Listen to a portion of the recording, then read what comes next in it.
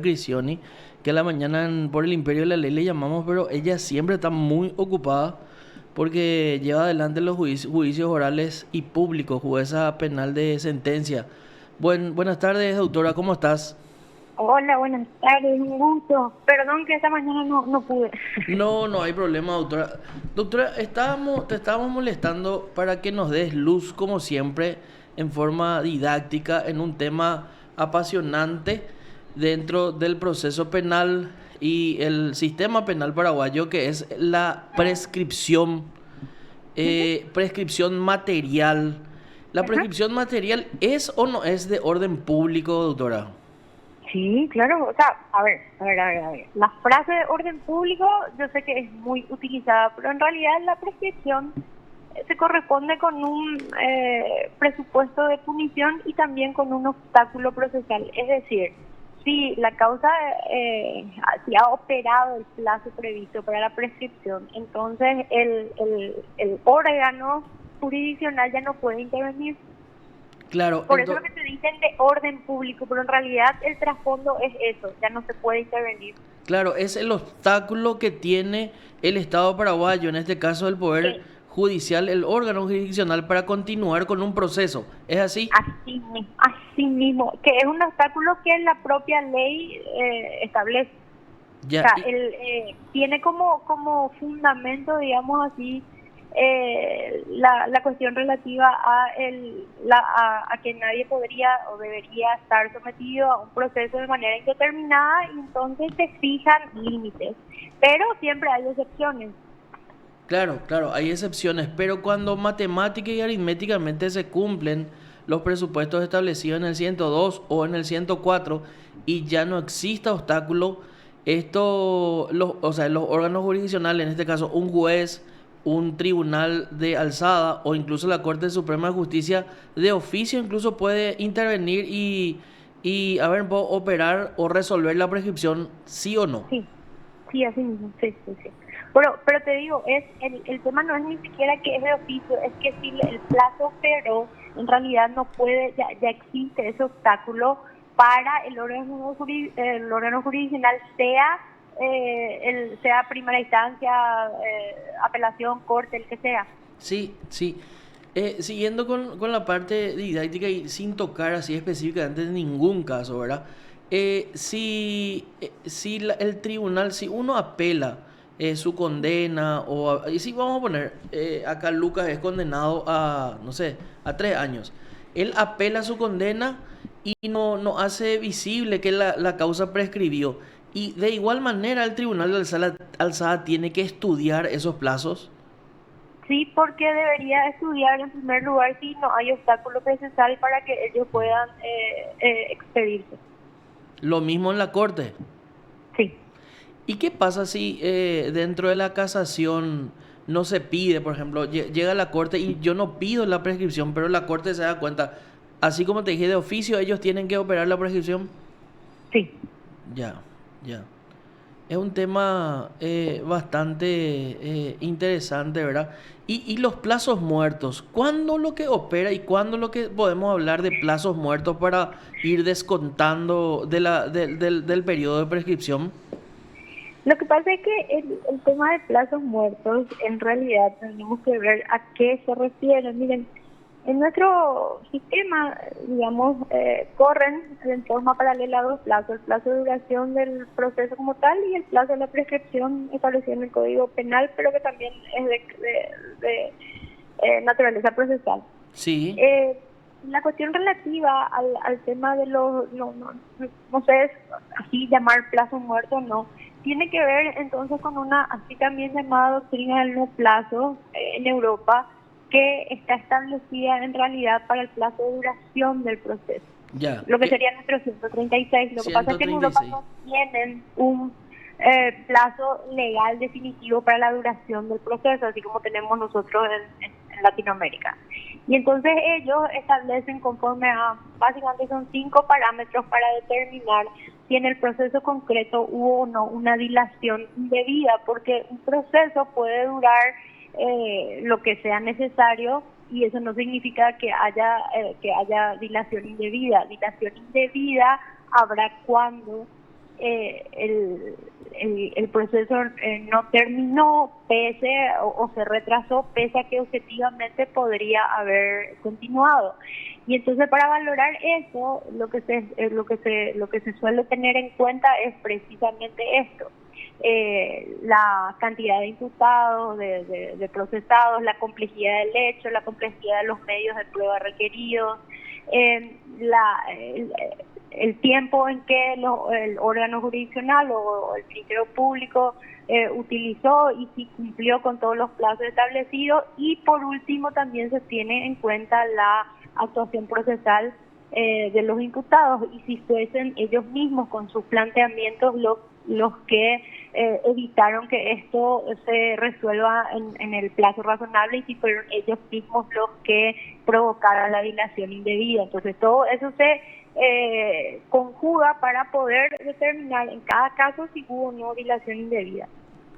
Categórico, o sea, en realidad, así, sí, como bien vos una vez ya nos explicaste en el Imperio de la Ley, es el 136 el que se habla más en doctrina y en posición jurídica penal, el tema de los plazos muertos, y se carga a aquel procesado que dilató indebidamente el proceso. Sí, que él mismo impidió entonces, digamos, el avance del proceso con planteamientos que no tenían justamente otra finalidad que impedir ese avance. Impedir el avance, sí, y eso se descuenta ya, o sea, se descuenta dentro del proceso en cuanto a la duración, que ahora es Sí. 4 años, ¿verdad? Sí, claro, por eso te digo, eso en los países en donde no está establecido, nosotros tenemos un plazo establecido en el Código Procesal. Sí, sí, sí, sí, sí, En sí. donde precisamente, si vos te das cuenta justamente ese tema de la así llamada ley Camacho, lo que tiene previsto es esto, solamente que ya no hace distingo si la presentación fue dilatoria o no, solamente se dice se suspende con cada presentación realizada por una de las partes. Claro, y tiene, o sea, es tasado, o sea, es taxativo, Sí, exacto, está establecido en la ley. está establecido los recursos que básicamente hacen que se interrumpa el plazo de 4 años, ¿verdad? Ujú, ujú. Doctora, y por el juzgado penal de sentencia, hay mucho trabajo, doctora. Nos dijeron que Asunción también está como central abarrotado de trabajo. Lo que pasa es que yo estoy asignada al tribunal de sentencia, pero con competencia en delitos económicos y corrupción, y nosotros tenemos competencia nacional, no solo de Asunción. O sea, tenés trabajo de todo el país. Exacto. Ya. Y ¿qué opinas del proyecto de ley que modifica el 420, creo que es el abreviado, el procedimiento No sé, abreviado? no sabes que precisamente me mandaron ahora una invitación para una discusión sobre eso, y todavía no me fijé en el proyecto.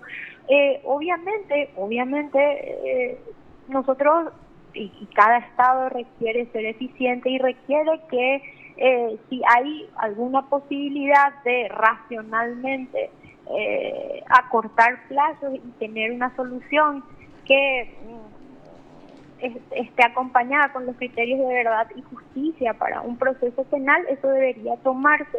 Pero yo creo haber leído que justamente ustedes, o el medio de ustedes fue el que se dio cuenta de este problema en el proceso penal. Miren que no siempre simplificar te da garantía de que esto sea lo correcto, porque miren que pueden haber pactos civilinos, pactos así que en realidad te lleven a una resolución en un tiempo corto, pero que no sea correcta y no sea justa. Categórico, Eso hay que porque tener mucho cuidado en un proceso penal. hay que tener demasiado cuidado y no sé, hay que ver bien porque se habla de expectativa de pena, lo que Ujú, el fiscal desearía como ujú. condena, ¿verdad? Entonces esa compuerta abre que el homicidio doloso también sin problema pueda ser examinado dentro del procedimiento abreviado, ¿verdad?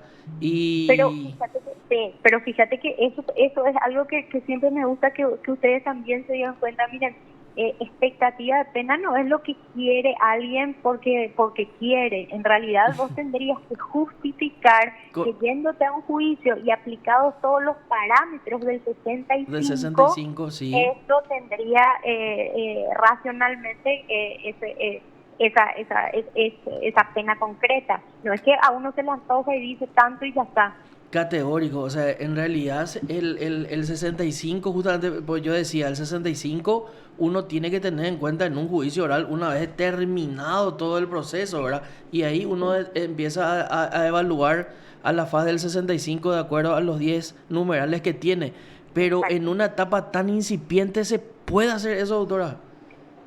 A ver, en teoría, para que esas así llamadas medidas alternativas al juicio oral y público sean válidas y sean correctas y respeten los principios procesales que nosotros y constitucionales que nosotros hemos adoptado, en realidad lo que vos tendrías que hacer y lo que tendrías que tener es una certeza de que los presupuestos de la punibilidad se dan y que Sí. yendo a juicio oral y público esos presupuestos, primero de la punibilidad, van a poder ser demostrados.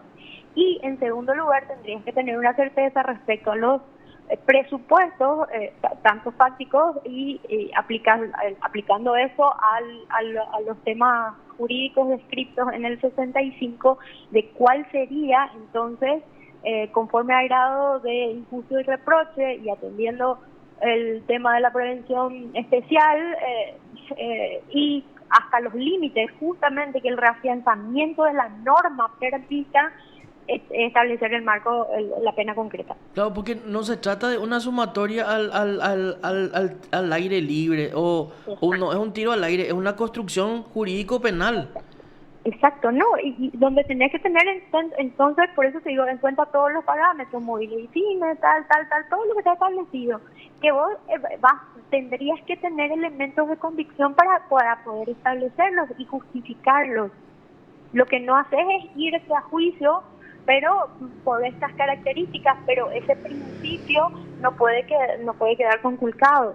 Categórico. Es lo que ustedes habían visto respecto a una cuestión en donde, por ejemplo, bueno, no sé, se dio uno de los parámetros, por decirte, del 65, que sería la cuestión de un arrepentimiento o de una confesión, que después tendríamos que ver si eso realmente respeta o no principios, ¿sabes?, constitucionales, pero ¿y eso cómo determina en el cuánto del monto de la pena? Sí, sí, claro. Porque este no es un ajuste así de precio ni nada. En realidad lo que estamos valorando es precisamente, conforme al grado de reproche dentro de un marco penal, cuál es la pena que tiene que ser aplicada. Claro, Que porque nunca puede exceder ese grado de reproche, pero tampoco puede bajar de una forma que no permita refianzar la norma. categórico, o sea, no se trata de encontrar a positivo uno de los ítems del Y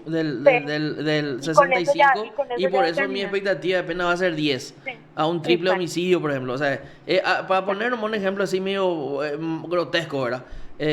Porque en realidad un triple homicidio con cómo se está desarrollando y presentando la norma, la modificación entraría siempre y cuando hay un arrepentimiento y dice yo me quiero acoger al 420, etcétera, etcétera, etcétera. Es para debatir, doctora, ¿eh? Y por eso te digo, lo que pasa es que nosotros no, bueno, esta es mi opinión, nosotros no podemos convertir el proceso penal en una mercancía. Sí, sí, categórico. Doctora, muchísimas gracias por tu tiempo. Muy amable No, como por favor, siempre. a las órdenes. Te informó PDS Radio TV Digital.